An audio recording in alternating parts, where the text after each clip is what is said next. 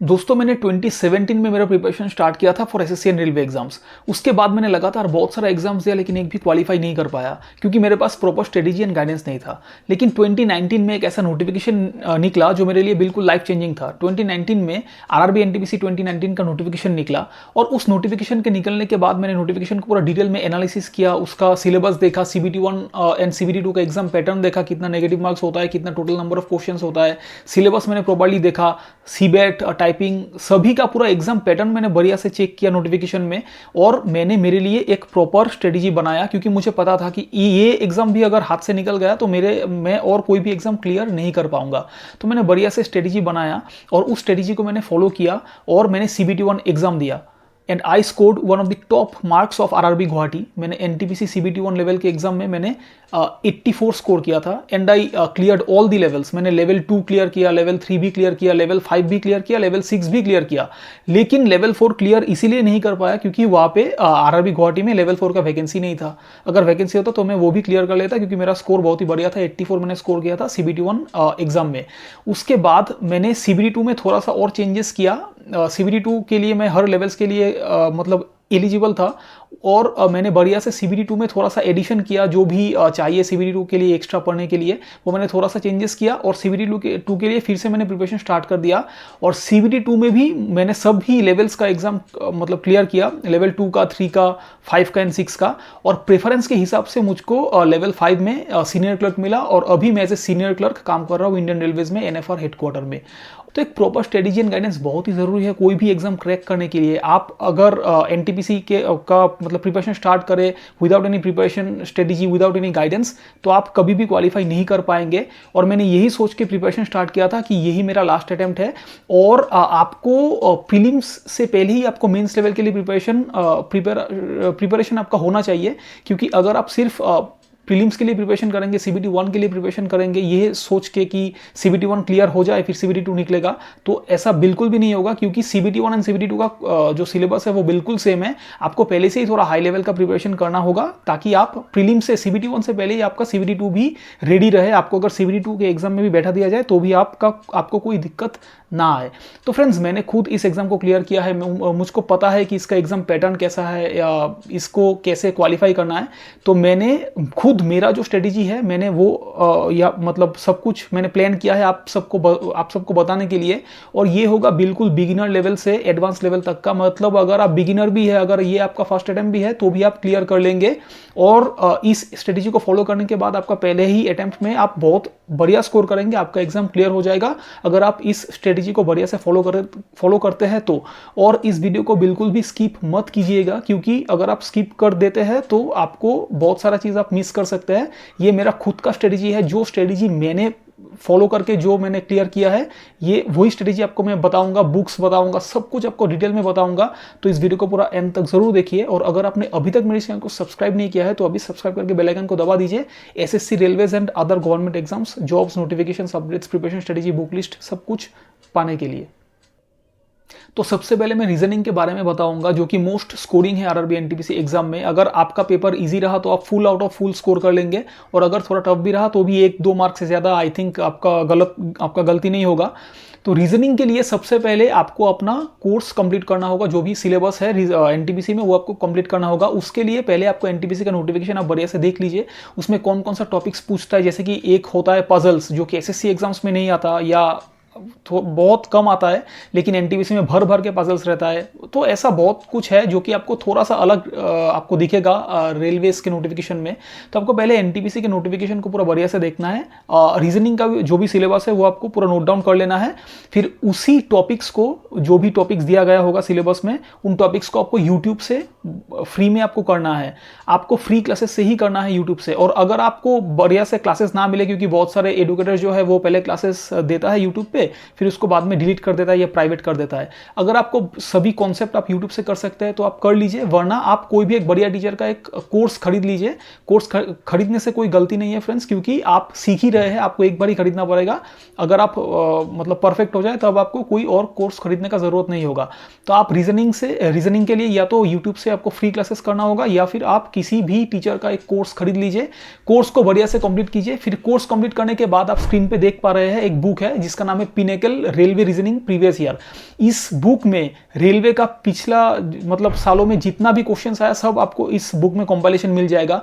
Railway reasoning का syllabus complete करने के बाद इस बुक को जितना बार हो सके आप सॉल्व कीजिए। जितना बार आप सॉल्व करेंगे आपका रीजनिंग कैपेसिटी उतना डेवलप होगा। आपका टाइमिंग मेन होता है, टाइमिंग आपको टाइमिंग इंप्रूव करना है। एग्जाम में अगर आप रीजनिंग में टाइम बचा लिए तो आप वो उसी टाइम को मैथ्स में दे पाएंगे, ठीक है। तो आपको टाइमिंग बचाना होगा और टाइमिंग बचाने के लिए आपको बार बार प्रैक्टिस करना होगा रीजनिंग। आपको जो भी थोड़ा सा टफ टॉपिक्स है जैसे कि नंबर सीरीज हो गया, आपका पजल्स हो गया, इन सब में टाइम थोड़ा सा आपको देना पड़ेगा। तो इस बुक को करने से आप मतलब बढ़िया से आपका प्रीवियस ईयर हो जाएगा।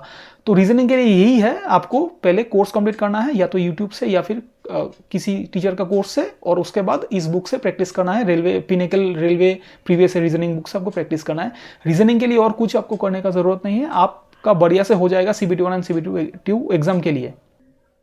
फिर उसके बाद जो मोस्ट स्कोरिंग टॉपिक है वो है मैथ्स। मैथ्स के लिए फ्रेंड्स पहले आप स्क्वायर क्यूब्स एंड टेबल्स सीखिए। पहले थोड़ा सा एक हफ्ता या 2 हफ्ता आप दीजिए, या मैक्सिमम 2 to 3 वीक्स आपको बढ़िया से स्क्वायर क्यूब्स एंड टेबल्स देखना है। या आप अलग से टाइम मत दीजिए, आपको एक साथ प्रिपरेशन के साथ साथ ही आप कर सकते हैं इसको। स्क्वायर्स आपको 1 से लेके 50 तक आपको पूरा याद रखना होगा। फिर क्यूब्स आपको 1 से लेके 25 तक आपको याद करने से हो जाएगा, और टेबल्स आपको 1 से लेके 20 तक अगर याद हो तो बहुत बढ़िया होगा, क्योंकि कैलकुलेशन में आपका टाइम बचेगा और यही जो टाइम है यही आपका एग्जाम में स्कोर बढ़िया करने में आपको हेल्प करेगा। मैथ्स में आपको स्क्वायर क्यूब्स एंड टेबल्स मैंने जितना तक बताया वो आपको पूरा बढ़िया से करना है, और ये प्रिपरेशन के साथ साथ आपको करना पड़ेगा। फिर मैथ्स के लिए आपको एक कोर्स खरीदना ही होगा, क्योंकि मैंने भी कोर्स से ही प्रिपरेशन किया था। विदाउट परचेसिंग ए कोर्स आप अगर अकेले कर सकते तो कर लीजिए, मैं आपको नहीं रोकूंगा, लेकिन मैं आपको यही रेकमेंड करूंगा कि एक बढ़िया से टीचर का एक कोर्स खरीद लीजिए। आपको कोई भी यूट्यूब वीडियोस देखने का जरूरत नहीं है। मैथ्स के लिए कोर्स बहुत ही रिकमेंडेड है। मैंने खुद गगन सर का एक कोर्स खरीद लिया था, वो कैरियर वी लैब से। उस कोर्स से मैंने पूरा सब कुछ किया। तो आपको जो भी टीचर अच्छा लगे आप किसी भी टीचर का एक कोर्स खरीद लीजिए मैथ्स के लिए। उस कोर्स को पूरा बढ़िया से कंप्लीट कीजिए। आपको कुछ और देखने का जरूरत नहीं है, यूट्यूब देखने का जरूरत नहीं है, कुछ भी नहीं आपको चाहिए, सिर्फ वो कोर्स आपको बढ़िया से कंप्लीट करना है। उस कोर्स को कंप्लीट करने के बाद स्क्वायर क्यूब्स टेबल्स आपको साथ साथ ही करना है। उसके बाद आपको एक बुक खरीदना है, किरण मैथ्स प्रीवियस ईयर, जो कि आप स्क्रीन पे देख पा रहे हैं। उस बुक को आप बढ़िया से प्रैक्टिस कीजिए, उसमें सब टाइप वाइज आपको मिलेगा क्वेश्चंस। और इस बुक से भी ज्यादा और एक इंपॉर्टेंट बुक है जिसका नाम है pinnacle railway maths previous year. Maths का जितना भी क्वेश्चंस रेलवे में आया है इस बुक में सबका कंपाइलेशन आपको मिल जाएगा। इस बुक से आप बढ़िया से मैथ्स का हो जाएगा आपका रेलवेज में जितना भी क्वेश्चन आया। इस बुक को प्रैक्टिस करने से आपको पता चलेगा कि रेलवेज में कैसा लेवल का मैथ्स पूछता है। वैसे तो एसएससी के मुकाबले थोड़ा सा इजी होता है, लेकिन फिर भी आप गारंटी नहीं दे सकते कि कैसा आएगा, क्योंकि बहुत सारा क्वेश्चन हार्ड भी होता है। तो आपको हाई लेवल का ही प्रिपरेशन करना है। तो आपको इस पिनेकल रेलवे मैथ्स बुक से आपको बढ़िया से इसको मैथ्स को सॉल्व करना है। और किरण मैथ्स का जो प्रीवियस ईयर है उसको भी आपको सॉल्व करना है। मैथ्स के लिए आपका हो जाएगा। और एक बुक आपको खरीदना है जिसका नाम है ब्रह्मास्त्र। इसमें आपको सभी फॉर्मूलाज आपको मिल जाएगा। आपको अलग से फॉर्मूलाज नोट डाउन करने का जरूरत नहीं है। आपको एग्जाम टाइम में आप बढ़िया से इस बुक को एक बार रिवाइज करने से भी आपका सभी फॉर्मूलाज एंड शॉर्ट ट्रिक्स आपका हो जाएगा। इस ब्रह्मास्त्र बुक को भी आपको खरीदना होगा। आप बढ़िया से प्रिपरेशन आपका हो जाएगा। मैथ्स के लिए यही है। शॉर्टकट में मैं फिर से बोल रहा हूँ, स्क्वायर क्यूब्स एंड टेबल्स आपको सीखना है। यूट्यूब से आपको फ्री क्लासेस से मैथ्स करना है। और मैं रेकमेंड करूंगा आपको कि किसी भी टीचर का एक कोर्स खरीद लीजिए। कोर्स कंप्लीट करने के बाद आपको pinnacle railway previous year maths से आपको बढ़िया से सब कुछ सॉल्व करना है। आपको पता चलेगा कि मैथ्स का कैसा लेवल्स आता है। और किरण मैथ्स का प्रीवियस ईयर भी आप कर सकते हैं। और ब्रह्मास्त्र बुक को आप बढ़िया से लर्न कर सकते हैं। इसमें फॉर्मूलाज और सब कुछ शॉर्ट ट्रिक्स दिया हुआ रहेगा। मैथ्स के लिए भी और कुछ करने का जरूरत नहीं है। आपको सिर्फ टाइमिंग इंप्रूव करना है। जितना भी आप मैथ्स प्रैक्टिस करेंगे उतना आपका स्कोर इंप्रूव होगा, आपका टाइमिंग इंप्रूव होगा। इसके बाद आता है जो कि सबसे डिफिकल्ट जो टॉपिक है, जिसका नाम है जीके या जनरल अवेयरनेस, आप जो भी बोले। जीके के लिए जैसे मैंने प्रिपेयर किया था मैं वैसे ही आपको बताऊंगा। जीके के लिए आप 2 बुक खरीदिए, एक अरिहंत एक लूसेंट। अरिहंत के लिए जो अरिहंत बुक है, अरिहंत से आपको बढ़िया से कॉन्सेप्ट सीखने को मिल जाएगा, क्योंकि मैंने भी कॉन्सेप्ट अरिहंत से ही क्लियर किया था। या फिर लूसेंट से भी आप कर सकते हैं, लेकिन लूसेंट को मैं तो ये, क्योंकि इस वीडियो में मैं खुद का स्ट्रेटेजी शेयर कर रहा हूँ। मैंने अरिहंत से कॉन्सेप्ट सीखा था और लूसेंट को मैंने ऐसे रेफरेंस रखा था। अगर अरिहंत से कुछ समझ में ना आता तो मैं लूसेंट को रेफर करता। तो अरिहंत और लूसेंट बुक दोनों ही आपको खरीदना है, या अगर मोस्ट रिकमेंडेड अगर दोनों में से एक आपको खरीदना है तो मैं आपको रिकमेंड करूंगा कि आप अरिहंत का बुक खरीद लीजिए, ठीक है।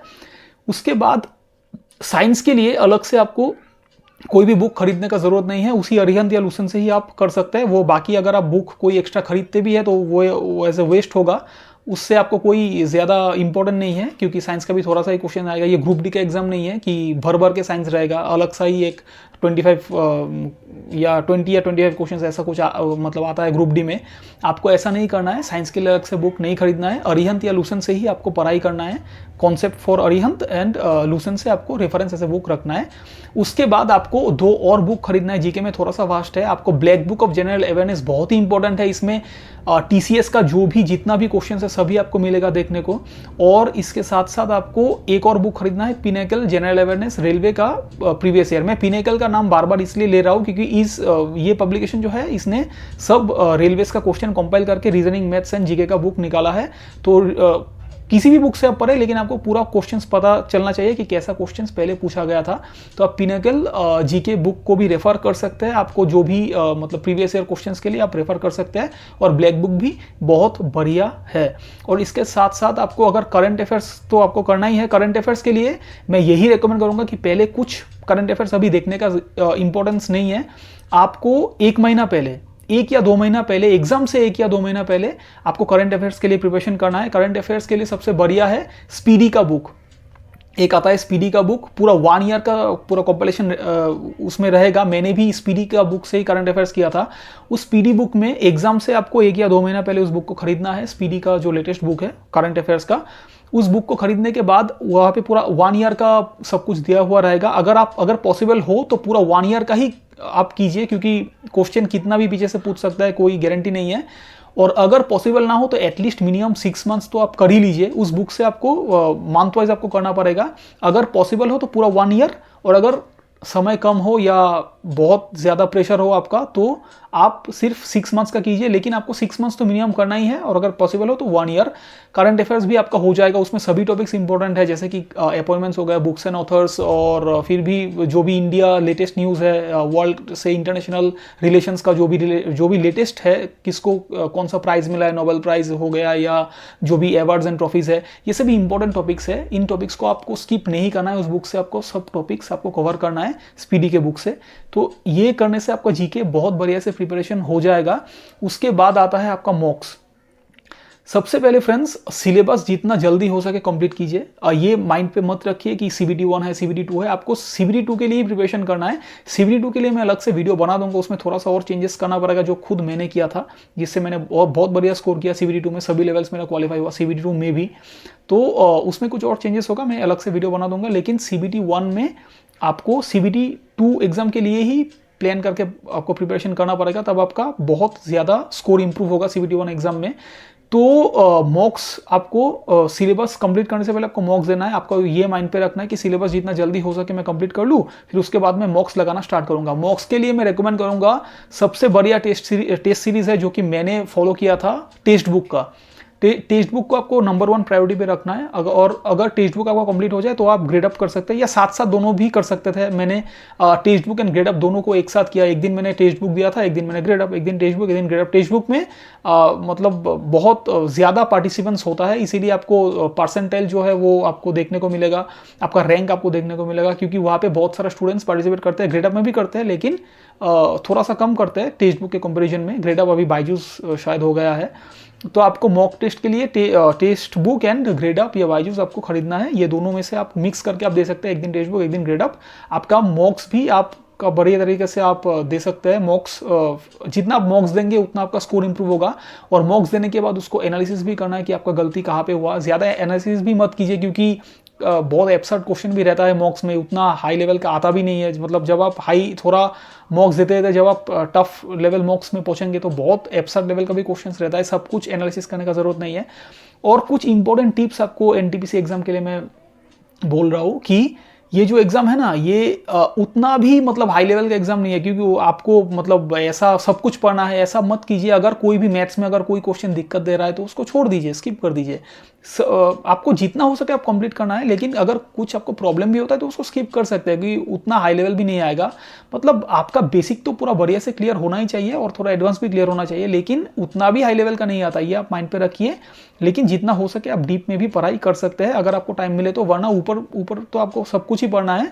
कोई भी टॉपिक को स्किप मत कीजिए। तो मैंने जीके का बता दिया, रीजनिंग का बता दिया, मैथ्स का बता दिया, इंग्लिश तो आता ही नहीं रेलवे एग्जाम्स में, तो ये 3 टॉपिक ही आपको बढ़िया से कवर करना है। आप बहुत अच्छा स्कोर करेंगे आरआरबी एनटीपीसी सीबीटी 1 एग्जाम में। आपको आपका सभी लेवल्स क्वालिफाई हो जाएगा अगर आप सीरियसली प्रिपरेशन करते हैं तो। और मेरा जैसा लाइफ चेंजिंग नोटिफिकेशन निकला था 2019 में, इस 2024 में भी जुलाई से लेकर सितंबर के बीच में आपका भी लाइफ चेंजिंग नोटिफिकेशन निकलने वाला है एनटीपीसी 2024 का। और ये लाइफ चेंजिंग तभी होगा अगर आप इसका एडवांटेज ले पाए तो, अगर आप एक पोस्ट ले पाए तो, वरना ये नॉर्मली जैसा नोटिफिकेशन निकलता है वैसे ही नोटिफिकेशन रह जाएगा, कोई लाइफ चेंज नहीं होगा। और आपको बढ़िया से पढ़ाई करना है तभी आपका लाइफ चेंज होगा, वरना आप एनटीपीसी तो छोड़िए, आप ग्रुप डी लेवल भी क्लियर नहीं कर पाएंगे अगर आप सीरियस ना है तो फ्रेंड्स ये वीडियो इतना तक ही है। अगर आपको फिर भी कोई डाउट है बुक से लेके स्ट्रेटेजी से रिलेटेड तो आप कमेंट बॉक्स में ज़रूर कमेंट कीजिए, या मुझको इंस्टाग्राम या फेसबुक पे भी आप मैसेज कर सकते हैं। और इस वीडियो को उन सभी कैंडिडेट्स के साथ ज़रूर शेयर कीजिए जो एनटीपीसी के लिए प्रिपरेशन कर रहे हैं। और मैं time to time videos upload करता रहूँगा एनटीपीसी रेलवे से रिलेटेड और एसएससी एग्जाम से भी रिलेटेड, क्योंकि मैंने एसएससी का एग्जाम भी बहुत सारा क्रैक किया है। एमटीएस में all India rank 561, income tax department, SSC CGL, SSC CPO, फिर आपका Assam ADR state exams and railway का ग्रुप डी, आरआरबी, एनटीपीसी, मैंने बहुत सारे एग्जाम्स क्रैक किया है, तो मैं आपको गाइड कर पाऊंगा। Thank you so much friends.